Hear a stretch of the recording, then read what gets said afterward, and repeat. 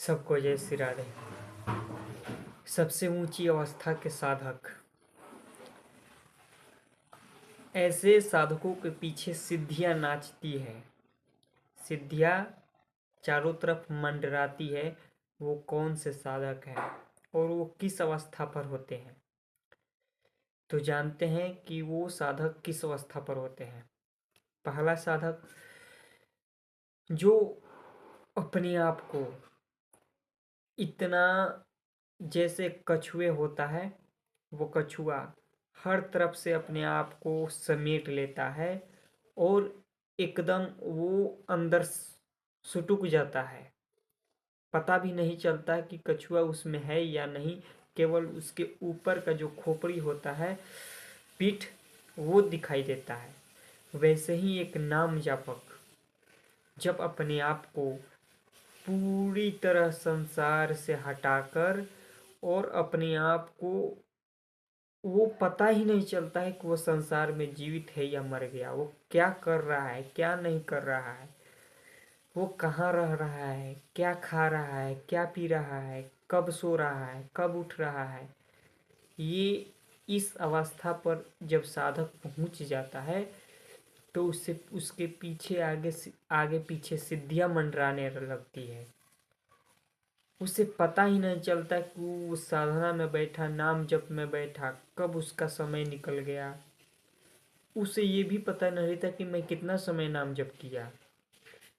उसे अंदर से ये ग्लानि महसूस होता है कि मैंने तो अभी नाम जप कुछ किया ही नहीं, मेरा दिन ऐसे ही निकल गया। हाय, जैसे एक धनवान व्यक्ति का धन का, जब उसके धन का हरण हो जाता है, उसके धन का दुरुपयोग हो जाता है, उसका धन कोई चुरा लेता है या उसका धन बेकार में खर्च हो जाता है, तो वैसे वो तड़पता है।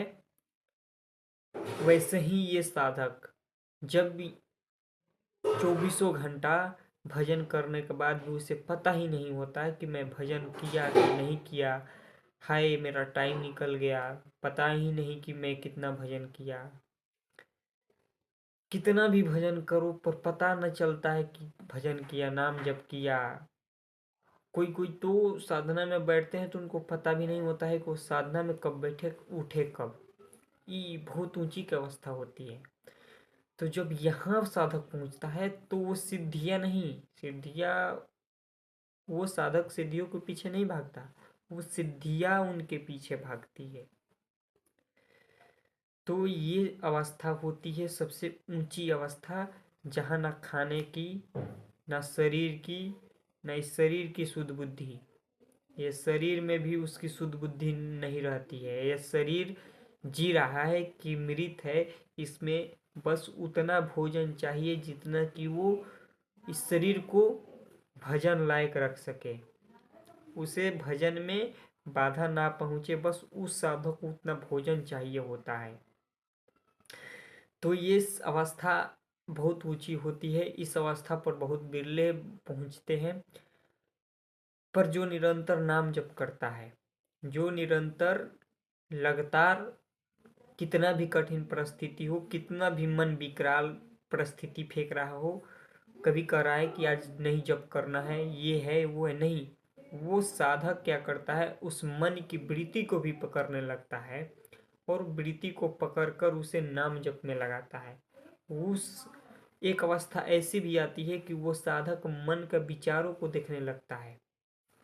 वो अगर भजन में बैठा है तो विचारों को भी देखने लगता है कि मेरा विचार संसार में, ये सब के साथ होता है, पर ये सबसे ऊंची अवस्था है।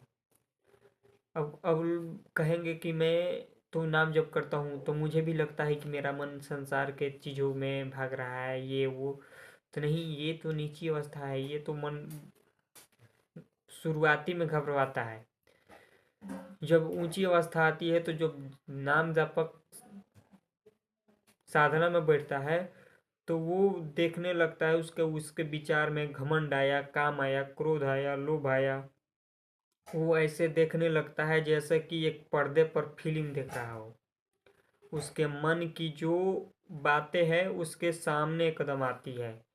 ये कब होता है? जब संसार से अपने आप को पूरी तरह हटा लेता है। उसका मन संसार के कोई भी विषय विकार में कोई भी बात उस पर हावी नहीं होता है, केवल उसका मन, और वो साधक होता है।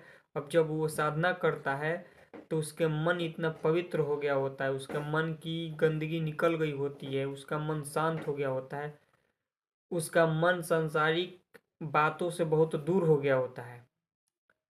जितना वो जप किया होता है उसके मन की जो संसार में तरह तरह का चिंतन है वो भी निकल गया होता है। तब उसके अंदर ये दिखाई देता है कि मेरे अंदर ये काम आ रहा है, क्रोध आ रहा है, लोभ आ रहा है। तब वो साधक उससे बचते हुए आगे निकलता है। ये सबसे ऊंची अवस्था है और इसी पर सिद्धियों का आगमन होता है। जब उसके तपोबल, जो उसका तपोबल होता है उस सबसे ऊंची अवस्था पर तपोबल इतना बढ़ जाता है उसके अंदर कि कितना भी जप करे उसे ये नहीं लगता है कि मैं जप किया। वो तपोबल बढ़ते जाता है और वो तपोबल के प्रताप से ही निगेटिव शक्तियाँ उसके आसपास मंडराने लगती है। गलत गलत शक्ति, भूत प्रेत जैसे कि निगेटिव ऊर्जा हो गई, उसके तेज से, उसके अंदर की शक्ति से उसके आसपास मंडराने लगती है। और ये जब ज़्यादा तपोबल बढ़ता है तो वो ब्रह्मांड की शक्तियों को भी अपने तरफ खींचने लगता है। वो साधक जितना ज़्यादा नाम जप करता है, अगर तपोबल उसका विकराल रूप में आ गया है तो वो ब्रह्मांड की शक्तियों को भी खींचेगा। वही सिद्धियाँ उसके अंदर प्रकट होने लगती है, तो उसके अंदर तरह तरह की सिद्धियाँ आने लगती है। ये सबसे ऊंची अवस्था है। तो जो जितना ज़्यादा नाम जप कर रहे हैं अपने जप को बढ़ाते रहें, बढ़ाते रहें, बढ़ाते रहें। एक समय ये आएगा, छोड़ना नहीं है नाम जप, कितना भी कठिन परिस्थिति आ जाए पीछे नहीं हटना है, जप करते रहें। फिर मिलते हैं अगले वीडियो में। जय श्री राम।